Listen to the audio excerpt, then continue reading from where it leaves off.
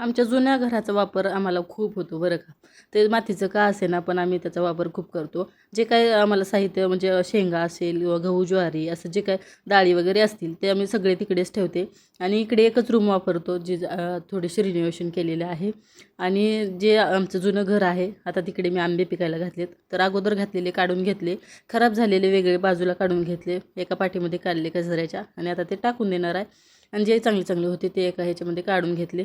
ते खायला समोर ठेवते म्हणजे सगळे संपतील. जर ते असंच ठेवले तर ते सगळे खराब होऊन जातील आणि इकडे कोणी येत नाही जास्त, त्यामुळं मग कोणाला माहिती पण होणार नाही इकडे आंबे आहेत. जेव्हा त्याचा वास होईल तेव्हाच मग कळेल. मग त्यामुळे हे काढून घेतले सगळे आणि जे आता नवीन आणले होते माझ्या आत्याने ते आता पिकायला घालते इकडे.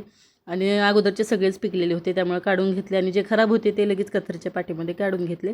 आणि आता हे आहेत आत्ताचे आंबे, ते खूप मोठे मोठे आहेत आणि खूप चांगले आहेत बरं का.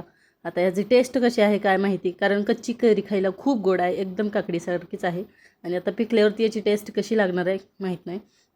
आता ते सगळे आंबे पिकायला घातले, खाली सुत्ती पोतं अंथरले, त्यावरती मग 2 ठिके अंथरून ठेवली म्हणजे गरमीने ते पटकन पिकतील आणि चांगला कलर येईल. त्यामुळं मग थोडंसं उबदार याच्यामध्ये ठेवायचं. आणि इकडे थोडंसं उबदारच आहे, मातीचं घर आहे त्यामुळं. आज थोडीशी तब्येत ठीक नव्हती तरी पण आपल्याला कामं काही चुकलेले आहेत का. स्वयंपाक वगैरे करून घेतला आणि गरम तव्यावरती लगेच शेंगा भाजायला घेतल्या आणि आता शेंगाचा सुद्धा सीझन संपत आला आहे. त्यामुळे मग म्हटलं एकदा भाजून घ्याव्या आणि आता संपल्यात सगळ्यांच्याच शेंगा. आता ओल्या शेंगा खायला डायरेक्ट पुढच्या वर्षीच मिळणार, त्यामुळं म्हणलं तर जरा भाजून घेऊया.